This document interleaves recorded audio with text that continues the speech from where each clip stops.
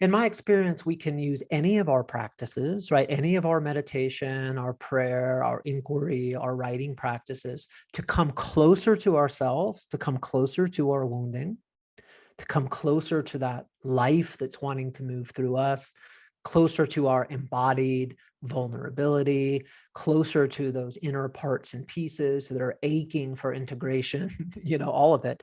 We can use our practices, our beliefs to come closer. And we can also use them to sort of provide some distance, maybe not consciously, but as a way to sort of go around. And so when you say that you're worried, maybe if you take a day off or if you take a couple days off, like what might happen? Might there be some bad feel, some unwanted feelings that come? To me, the invitation is into just straight into that badness. To what is the fear that if you were to go a day or two or three without doing that practice, something might emerge that wants to be met, that might not emerge in those times when you're doing that practice every day. And so this is where it has to become a complete individual, unique, alchemical relationship with your practice. And this isn't, again, this has nothing to do with Kundalini yoga. This could be any practice. But I think, as a person who's had a very early in my life, pretty militant relationship with spiritual practice, or missing a day of meditation, I might as well like hurl myself out a window. I mean, it would have the same effect. But I think what can be really, really interesting about that is to consciously take a day off, to consciously and just become so curious about, I'm getting a lot of benefit from this practice, but there's obviously some sense in you that I wonder if it's also keeping me away from or out of something, or if there's just some other aspect of psyche, of soul, who just doesn't arise naturally in the context of this specific practice. There's no one practice that's going to be able to touch the depth and the majesty of this human person.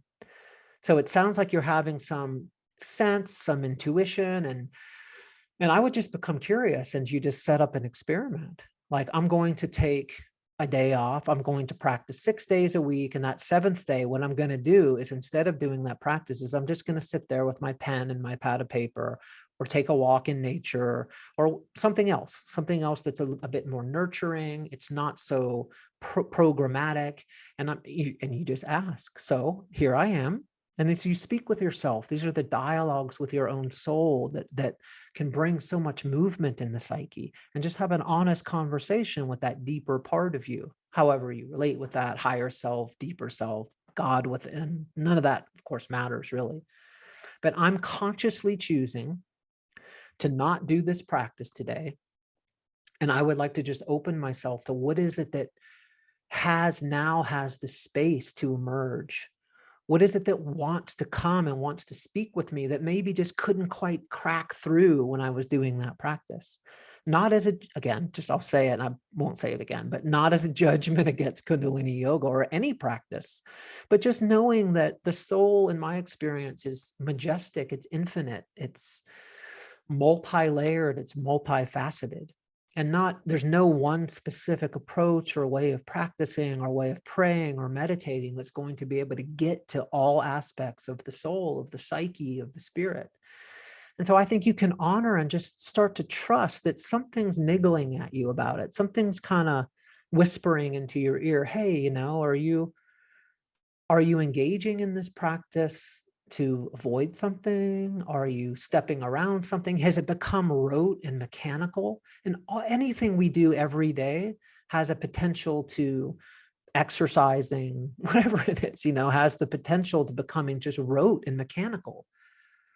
And so if obviously you're starting to notice something like that happening, I would just take it just head on and say, every Sunday for the next, 6 weeks, I'm consciously, it's not like I'm not going to practice because I don't have the discipline or I'm not committed to it or anything, but I'm making a conscious choice to not do that practice for the next 6 Sundays.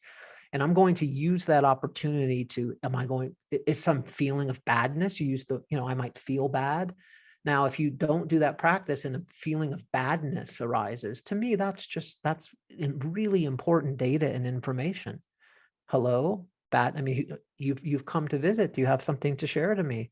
Maybe in the midst of my practice, you weren't able to calm that particular voice. Something's wrong with you, your life, whatever that voice, and allow that badness to actually have a direct experience of that badness, to not breathe it away, to not like let it go and dissolve into open awareness, to, whatever we can use any practice, including the most advanced meditation practices, just to dissolve this was me as a young, I'm kind of an expert at this, as I was a young man, running around in India on meditation retreat.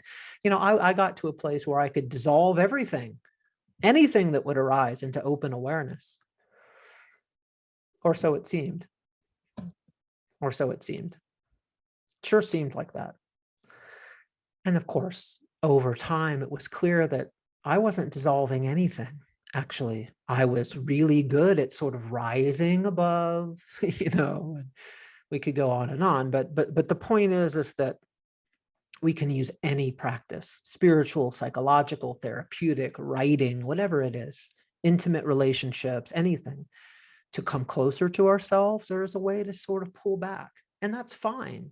It's natural to do that. But because you're curious and because you asked the question, I would use this as an opportunity to get even more curious about what this is. Is there something there that's trying to reach out to you, that's not able to quite get to you because of your daily practice? And I would just give that a shot.